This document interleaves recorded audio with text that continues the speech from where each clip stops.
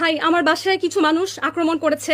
তারা নিজেদেরকে পুলিশ পরিচয় দিচ্ছে। আমি বলেছি যে আমি থানায় এসে কথা বলবো, তারা কিন্তু আমার কথাটা শুনছে না। আমার বাবা মা যেখানে যে আছেন, আমি প্রস্তুত না, আমি ঠিকভাবে জামা কাপড় পরা না, ঠিক আছে না, আমি জামা কাপড় পরা না, আমাকে এখানে বেল দিয়ে যাচ্ছে, আমার দরজা প্রচন্ড পরিমাণে নক করছে। আমি তাদেরকে বলছি যে আপনারা যদি থানা থেকে হয়ে থাকে।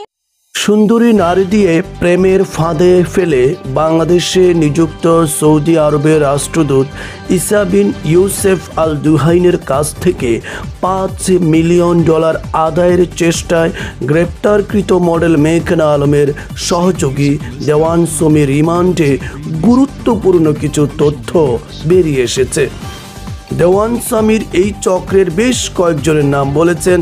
একই সাথে কোন কোন রাষ্ট্রদূতকে সুন্দরী নারী দিয়ে ফাঁদে ফেলার চেষ্টা করা হয়েছে তাও তিনি বলেছেন। যে তালিকায় কয়েকজন রাষ্ট্রদূতের নামও রয়েছে। এছাড়া এই চক্রটি ভারতীয় গোয়েন্দা সংস্থা র দ্বারা পরিচালিত বলে ইতোমধ্যে অনলাইনে কয়েকটি মিডিয়ায় গুরুত্বপূর্ণ তথ্য এসেছে। তাতে দাবি করা হয়েছে ভারতীয় গোয়েন্দা সংস্থা র এর এজেন্ট হিসেবে পররাষ্ট্র মন্ত্রণালয়ের কয়েকজন আওয়ামীপন্থী কর্মকর্তা এবং কয়েকজন সাংবাদিক মেঘনার মতো পতিতাদের দিয়ে হানি ট্র্যাপ বানিয়ে সরকারকে বেকায়দায় ফেলার চেষ্টায় লিপ্ত। তাদের টার্গেট বিদেশে বাংলাদেশের শ্রমবাজারে ধস নামানো। বর্তমান অন্তর্বর্তী সরকারের আমলে বিলিয়ন বিলিয়ন রেমিটেন্স আসছে, যা দেশের অর্থনীতিকে ক্রমেই চাঙ্গা করছে।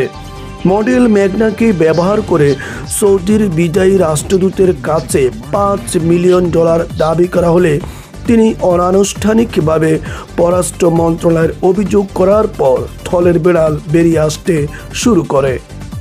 ভারতীয় গোয়েন্দা সংস্থা র এর এজেন্টদের চিহ্নিত করা না গেলে আগামীতে 2-1 উপদেষ্টা এবং কয়েকজন রাষ্ট্রদূত এমনিভাবে ফেঁসে যেতে পারেন বলে অনলাইন মিডিয়ায় আভাস দেওয়া হচ্ছে।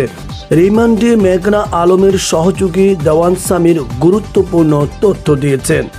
তিনি বলছেন, বিদায়ী সৌদি রাষ্ট্রদূতের কাছে $5 মিলিয়ন দাবি করা হয় কয়েকজনের বুদ্ধিতে।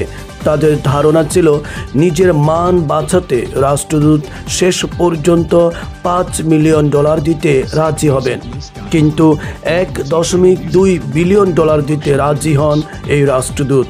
প্রতারক চক্র 5-এর নিচে নামতে রাজি হননি, বরং বারবার রাষ্ট্রদূতকে ফাঁসানোর চেষ্টায় তারা ভয়ভীতি দেখাতে থাকে। চক্রের হোতাদের বুদ্ধিতে এই কাজটি করে দেওয়ান সামির নিজেই। চক্রের হোতা কারা এই প্রশ্নের জবাবে সামির কয়েকজনের নাম বলেছে, যে তালিকায় পররাষ্ট্র মন্ত্রণালয়ের কর্মকর্তা এবং কয়েকজন সাংবাদিকের নাম পুলিশ জানতে পেরেছে। পুলিশ এও জেনেছে এই হানি ট্র্যাপে কয়েকজন বিদেশি রাষ্ট্রদূত পা দিয়ে ইতোমধ্যে নিজেদেরকে বিপদে রেখেছেন। পররাষ্ট্র মন্ত্রণালয়ের একজন কর্মকর্তা মেঘনাকে প্রথমে সৌদি রাষ্ট্রদূতের সাথে পরিচয় করিয়ে দেন। এর আগে ঢাকাস্থ ভারতীয় হাইকমিশন অফিসেও মেঘনাকে নিয়ে গিয়েছিলেন ওই কর্মকর্তা। মেঘনা বেশ কিছুদিন ধরেই ভারতীয় দূতাবাসের সাথে ঘনিষ্ঠ সম্পর্ক রেখে চলেছেন। কয়েকবার ভারত সফরও তিনি করেছেন। ভারতের স্বাধীনতা দিবসের অনুষ্ঠানেও তাকে হাইকমিশনের কর্মকর্তাদের সাথে দেখা গেছে। এসব কারণে অনলাইন মিডিয়ায় জানানো হয়েছে বিদেশে বাংলাদেশের শ্রমবাজার ধ্বংস করতেই ভারতীয় গোয়েন্দা সংস্থা মেঘনাকে টোপ হিসেবে ব্যবহার করছে। শুধু মেঘনা নয়, এর সাথে রয়েছে আরও সুন্দরী নারী।